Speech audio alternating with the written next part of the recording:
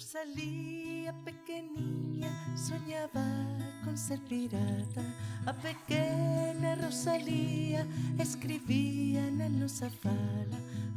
Hola, comezamos o noso primeiro programa de radio no Colexio de María Pita dentro da aula de informática e da aula de polos. Hoxe comigo teño a dúas nenas e un neno de sexto de primaria que fixeron algo moi chulo que nos van contar, pero antes de nada vanse presentar. Que tal? Eu son a Aitana da clase sexto A. Hola, Aitana. Boas, son Sabela de sexto B. Hola, Sabela. Hola, son Santiago da clase de sexto C. Hola, chicos. Bueno, pois, que pasou? Que fixestes estes últimos días? Pois verás, o día 23 de febreiro foi o día de Rosalía de Castro e estivémolo celebrando toda a semana no cole. Por que se celebra ese día e non outro? Porque agora sabemos que ela naceu o 23 de febreiro de 1837, polo tanto celebramos o seu 189 aniversario.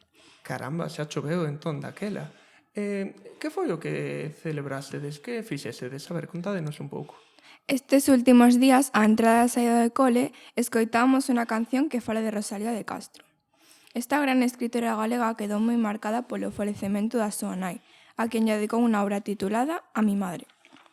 Aínda que tivo grandes creacións, unha das máis importantes chegou o 17 de maio de 1863, cando publicou Cantares galegos, poemario que escribiu íntegramente en lingua galega e que deu lugar a que día de hoxe conmemoremos cada 17 de maio o Día das Letras Galegas, polo impacto e importancia que tivo este escrito naquela época.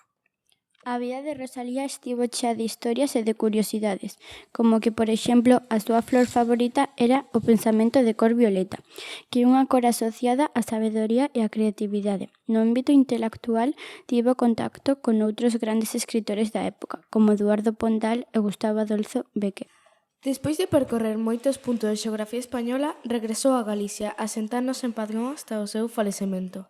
Varios sucesos tráxicos como a morte do seu fillo Adriano, causado por unha caída, o da seu filla Valentina, que naceu morta. Estes sucesos sumirola nunha profunda depresión que marcou fortemente o seu carácter lúgubre.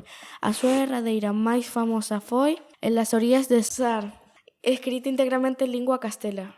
Ademais, este ano os maiores do cole investigamos e buscamos na rede datos curiosos sobre a súa vida. E, coa axuda dos nosos mestres e máis do equipo da biblioteca do cole, creamos un xogo de pistas pola planta baixa do centro para que o resto do alumnado poder aprender estas curiosidades de unha maneira máis divertida. Que chulada, chicos. A verdad que estivo moi ben. Contádesnos un pouco de que iba ese xogo. Que pistas tiñamos? Todo comenzaba na entrada do cole, que era o punto de partida. Alí atopamos a primeira curiosidade e tamén a primeira pista. A partir dese momento empezou a aventura. Nunha curiosidade aprendemos que en España hai alrededor de 300 rúas co nome de Rosalía de Castro. Non vos parece moitas? Isto marca o importante que foi Rosalía de Castro para a nosa lingua e a nosa cultura. E fixáchesvos noutra que dicía que o aeroporto de Santiago de Compostela leva o seu nome? Apareceu unha imaxe dun avión co seu retrato. En cada lugar había unha curiosidade sobre ela e unha pista para topar a seguinte. Tiñamos que ler moi atentos, porque senón non sabíamos a onde ir. Sí, na última curiosidade aprendemos que Rosalía de Castro ata ten unha estrela no ceo co seu nome. Foi unha aventura moi divertida. Aprendemos moito xogando. E o mellor de todo foi cando a última pista nos levaba á biblioteca, onde tiñamos un agasallo para cada aula.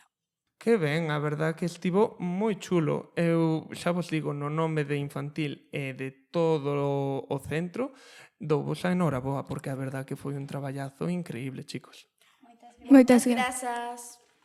Bueno, pois, pareceume genial este primeiro programa de radio, así que, nada, vámonos despedir para os que nos están escoitando e vémonos na próxima, vale?